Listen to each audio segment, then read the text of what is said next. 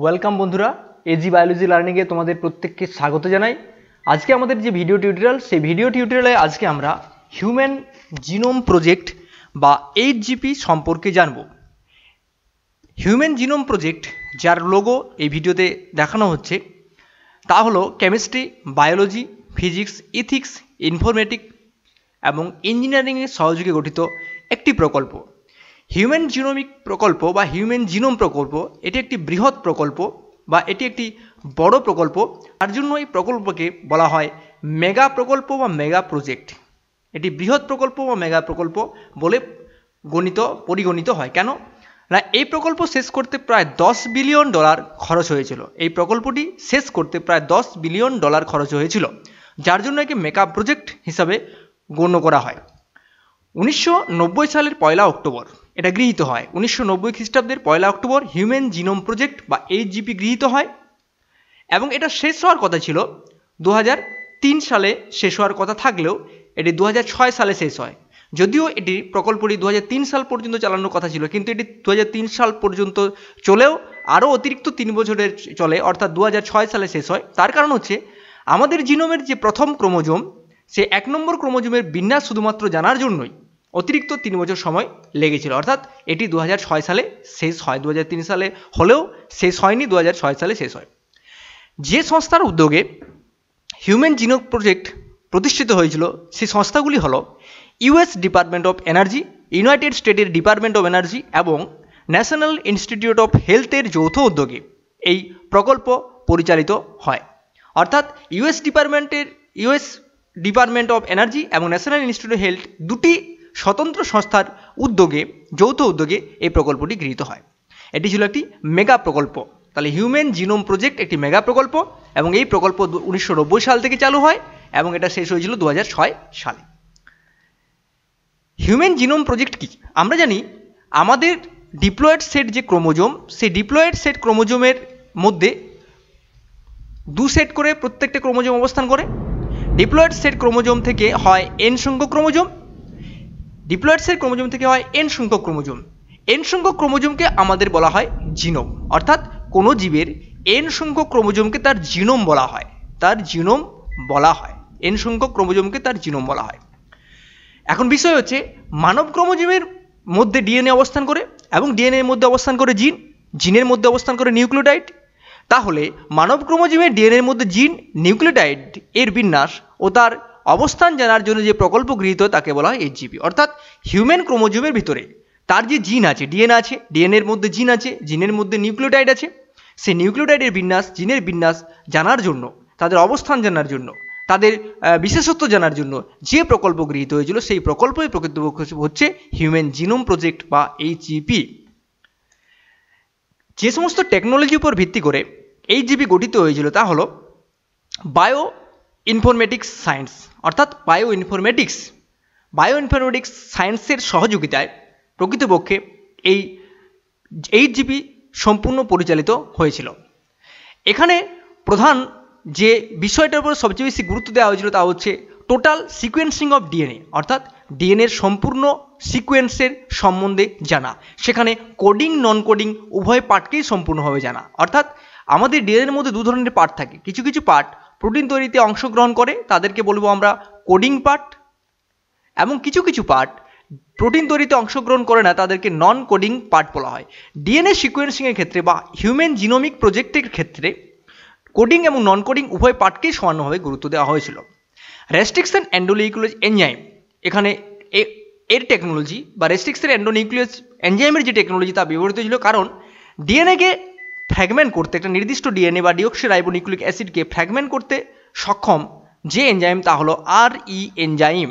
আরই এনজাইম ডিএনএকে নির্দিষ্ট কতগুলি খণ্ডে বিভক্ত করতে পারে। তাহলে আরই এনজাইম ব্যবহৃত হয়েছিল। প্রোক্যারিওটিক সেল ব্যবহৃত হয়েছিল হোস্ট সেল বা পোষক সেল হিসেবে, যেমন ব্যাকটেরিয়া পোষক কোষ বা হোস্ট কোষ হিসেবে ব্যবহৃত হয়েছিল ব্যাকটেরিয়া। ইউক্যারিওটিক হোস্ট সেল হিসেবে ব্যবহৃত হয়েছিল ইস্ট, ফাঙ্গাস ইস্ট বা ফাঙ্গাইট ভ্যাক্টর। এখানে 2 ধরনের ভ্যাক্টরকে জেনারেলি ব্যবহার করা হয়েছিল, ব্যাক বা ব্যাকটেরিয়াল আর্টিফিশিয়াল ক্রোমোজোম এবং ওয়াইএসি ইয়াক বা ইস্ট আর্টিফিশিয়াল ক্রোমোজোম। তাহলে সাধারণত এই টেকনোলজির জন্য bioinformatics science, restriction endonuclease, prokaryotic cell হিসাবে ব্যাকটেরিয়া, ইউক্যারিওটিক হোস্ট সেল হিসাবে ইস্ট এবং ভেক্টর হিসাবে ব্যাকটেরিয়াল আর্টিফিশিয়াল ক্রোমোজোম এবং ইস্ট আর্টিফিশিয়াল ক্রোমোজোম এর সুযোগ ব্যবহার নেওয়া হয়েছিল। নেক্সট হচ্ছে হিউম্যান জিনোমিক প্রজেক্টের উদ্দেশ্য কী ছিল। হিউম্যান জিনোমিক প্রজেক্টের প্রধান উদ্দেশ্য ছিল নিউক্লিওটাইডের সজ্জাক্রম, অর্থাৎ ডিএনএর মধ্যে যে নিউক্লিওটাইডগুলি থাকে সেই নিউক্লিওটাইডগুলির সজ্জাক্রম, প্রত্যেকটা ক্রোমোজোমের মধ্যে নিউক্লিওটাইডের নির্দিষ্ট সজ্জাক্রম, সেই নির্দিষ্ট সজ্জাক্রমকে জানার জন্য এই হিউম্যান জিনোমিক প্রজেক্টকে গ্রহণ করা হয়েছিল। প্রাপ্ত তথ্যগুলি, অর্থাৎ যে সমস্ত তথ্যগুলি আমরা পাচ্ছি হিউম্যান জিনোমিক প্রজেক্ট করার সময়, সেই সমস্ত তথ্যগুলিকে কম্পিউটারের দ্বারা বিশ্লেষণ, অর্থাৎ তাদের ডাটা অ্যানালাইসিস থ্রু কম্পিউটার, অর্থাৎ কম্পিউটারের মাধ্যমে সেই তথ্যগুলির বিশ্লেষণ। মানব জিনোমের তথ্য ভাণ্ডার তৈরি করা, অর্থাৎ আমরা যদি হিউম্যান জিনোমিক প্রজেক্ট এর মাধ্যমে জিন সম্পর্কে, নিউক্লিওটাইড বিন্যাস সম্পর্কে জানতে পারি, তাহলে আমরা সেই নির্দিষ্ট বিষয়টি তথ্য ভাণ্ডার তৈরি করতে পারি। তাহলে সেই নির্দিষ্ট তথ্য ভাণ্ডারের দ্বারা আমরা প্রত্যেকটা জিনের বিন্যাস, তাদের পরিবর্তন, তাদের রূপান্তরণ কীভাবে ঘটে, তাদের পরিবর্তনের ফলে কী ধরনের ডিজিজ সৃষ্টি হয় বা জীবের ক্ষেত্রে বা মানবের ক্ষেত্রে কী ধরনের রোগ সৃষ্টি হয়, সেই সম্পর্কে আমরা সাম্যক জ্ঞান লাভ করতে পারি। অর্থাৎ ডাটা ব্যাংক তৈরি করা হয়েছিল, এটাও কিন্তু একটা উদ্দেশ্য ছিল। আর প্রযুক্তির স্থানান্তরণ, অর্থাৎ হিউম্যান জিনোমিক প্রজেক্টের দ্বারা যে প্রযুক্তিগুলি বা টেকনোলজিগুলি ব্যবহৃত হয়েছিল, সেই টেকনোলজিগুলিকে মানব কল্যাণের ক্ষেত্রে ব্যবহার করা, এটাই ছিল হিউম্যান জিনোমিক প্রজেক্টের প্রধান উদ্দেশ্য। হিউম্যান জিনোমিক প্রজেক্ট থেকে প্রাপ্ত তথ্য, প্রথমে হচ্ছে মানব জিনোমে, মানুষের যে জিনোম, সেই মানুষের জিনোমে প্রায় 3167.4 মিলিয়ন নিউক্লিওটাইড অবস্থিত, অর্থাৎ মানব জীবনের মধ্যে জিনোমের মধ্যে 3167.4 মিলিয়ন নিউক্লিওটাইড অবস্থিত, অর্থাৎ এতগুলি নিউক্লিওটাইড মানব জিনোমের মধ্যে অবস্থিত, এটা জানা যায়। নিউক্লিয়ার জিনোমে, অর্থাৎ নিউক্লিয়াসের যে জিনোম, সেই নিউক্লিয়াস জিনোমের মধ্যে প্রায় 30 থেকে 33 হাজার জিন অবস্থিত, অর্থাৎ নিউক্লিয়াসের মধ্যে যে জিনোম অবস্থিত, সেই জিনোম ক্রোমোজোম আছে, সেই ক্রোমোজোমের মধ্যে, টোটাল ক্রোমোজোমের মধ্যে 30 থেকে 33 হাজার জিন অবস্থিত। প্রতিটি জিন, যে জিনগুলি আছে, সে প্রতিটি জিন যদি গড় করা হয় তাহলে 3000 নিউক্লিওটাইড দ্বারা গঠিত, অর্থাৎ প্রত্যেকটি যে জিন আছে সেই জিনগুলো প্রত্যেকটি 3000-এর মতো নিউক্লিওটাইড দ্বারা গঠিত। 2% কম জিনোম প্রোটিন গঠনে অংশগ্রহণ করে। আমাদের যে জিনোম টোটাল আছে, সেই টোটাল জিনোমের মাত্র 2%-এরও কম জিনোম কী হয় না, সেই জিনোমগুলি জেনারেলি আমাদের প্রোটিন গঠনে অংশগ্রহণ করে, এবং বাকি জিনোমটি কিন্তু প্রোটিন গঠনে অংশগ্রহণ করে না। যারা প্রোটিন গঠনে অংশগ্রহণ করে না, তারা অ্যাকচুয়ালি নন কোডিং পার্ট, আমি আগেই বলেছি নন কোডিং পার্ট। তাহলে শুধুমাত্র কোডিং পার্ট, ঘুরিয়ে কথাটা বলা যেতে পারে, কোডিং পার্ট প্রায় 2%-এরও কম। রিপিটেটিভ সিকোয়েন্স সবচেয়ে বেশি দেখা যায়, অর্থাৎ একই নিউক্লিওটাইডের বারবার রিপিটেশন, অ্যাডিনিন গুয়ানিন, মানে এই ধরনের একই বেশ সজ্জাক্রমের বারবার রিপিটেশন সবচেয়ে বেশি লক্ষ্য করা যায়। অর্থাৎ হিউম্যান জিনোমের মধ্যে রিপিটেটিভ সিকোয়েন্স সবচেয়ে বেশি লেখা যায়, যেটা ইউনিক বা স্বতন্ত্র চারিত্রিক বৈশিষ্ট্য জীবের মধ্যে বহন করে থাকে। জিনোমের মধ্যে 1.4 মিলিয়ন অঞ্চলে SNPS সিঙ্গেল নিউক্লিওটাইড পলিমরফিজম লক্ষ্য করা যায়। এই সিঙ্গেল নিউক্লিওটাইড পলিমরফিজম কি? সিঙ্গেল নিউক্লিওটাইড আমি লিখছি না এর নামটা, সিঙ্গেল নিউক্লিওটাইড পলিমরফিজম,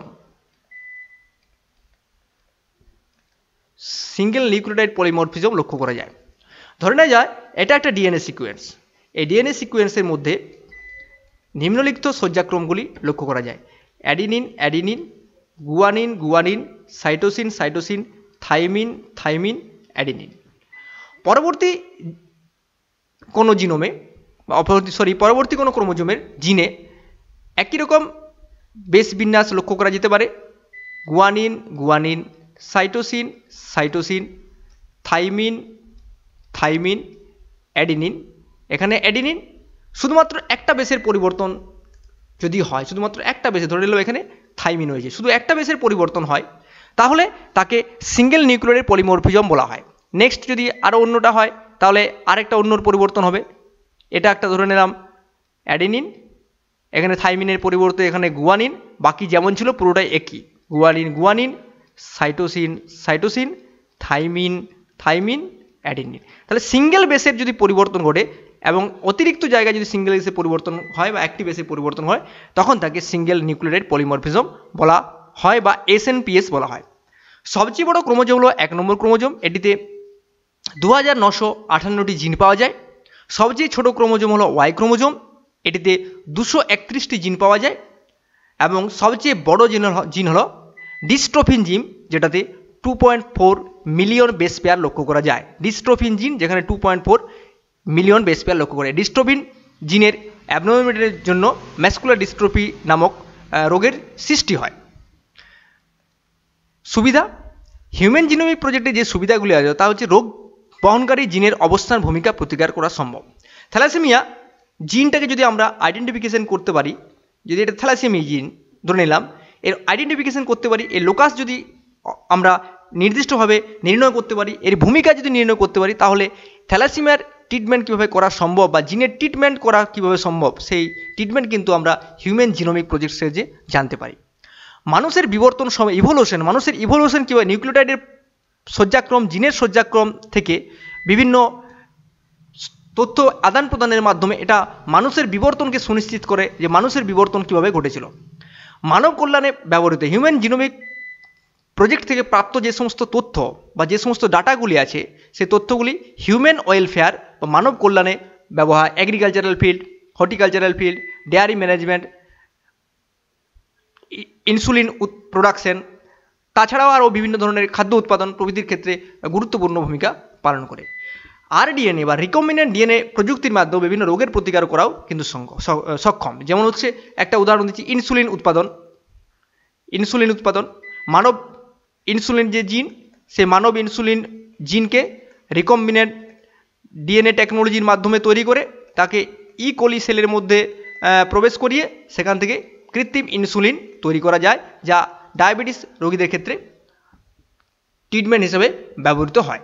তাহলে হিউম্যান জিনোমিক প্রজেক্ট এমন একটি প্রজেক্ট যে প্রজেক্টের মাধ্যমে হিউম্যান জিনোমের বা মানব জিনোমের সামগ্রিক সিকোয়েন্স, তাদের সজ্জাক্রম, জিনের অবস্থান, জিনগুলির মধ্যে কী কী নিউক্লিওটাইড আছে, জিনগুলির দৈর্ঘ্য কত, ক্রোমোজোম ম্যাপিং তার কেমন, এর সাম্যক বিবরণ বা সাম্যক তথ্য কিন্তু পাওয়া যায় হিউম্যান জিনোমিক প্রজেক্টের মাধ্যমে। যদি আমার এই ভিডিওগুলো ভালো লেগে থাকে তাহলে অবশ্যই এই চ্যানেলটিকে শেয়ার, সাবস্ক্রাইব করতে ভুলবে না। Thank you.